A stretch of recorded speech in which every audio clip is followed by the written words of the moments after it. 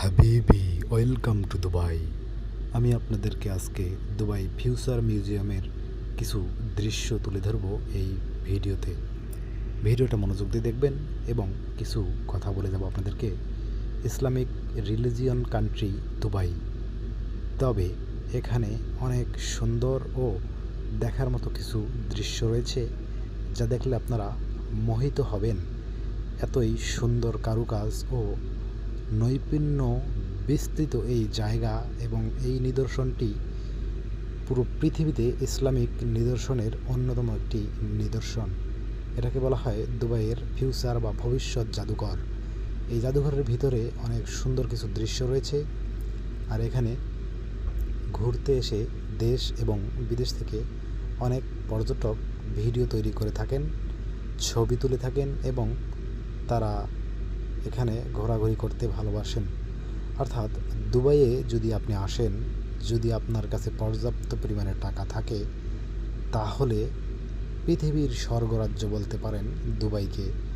অনেক সুন্দর কিছু জায়গা রয়েছে দেখার এবং অনেক ধরনের নিদর্শন, আপনার চোখ ধাঁধানো, চোখ জোড়ানো, মন জোড়ানো অনেক কিছুই দুবাইয়ে পাবেন আপনি। তবে ইসলামিক রিলিজিয়ন কান্ট্রি হিসাব অনুযায়ী মুসলিম সম্প্রদায়ের জন্য এটা বড় ধরনের একটা চমক এবং এটা অনেক দূর থেকে দেখা যায়। বিশেষ করে রাতের বেলায় আপনি দেখলে অবাক হয়ে যাবেন, এতটাই উজ্জ্বল ও সুন্দর দেখতে এই জায়গাটা। দূর থেকে উজ্জ্বল নক্ষত্রের মতো দেখা যায়, অনেক দূর থেকে এটার আলোয় পুরো এলাকা আলোকিত হয়ে যায়। আমি অনেক রাত্রে ঘুরতে গিয়েছিলাম, অর্থাৎ মিডনাইট। আমি এখানে অনেক সুন্দর কিছু মুহূর্ত উপভোগ করেছি এবং ভিডিও করে নিয়ে এসেছি আপনাদের সামনে উপস্থাপন করার জন্য।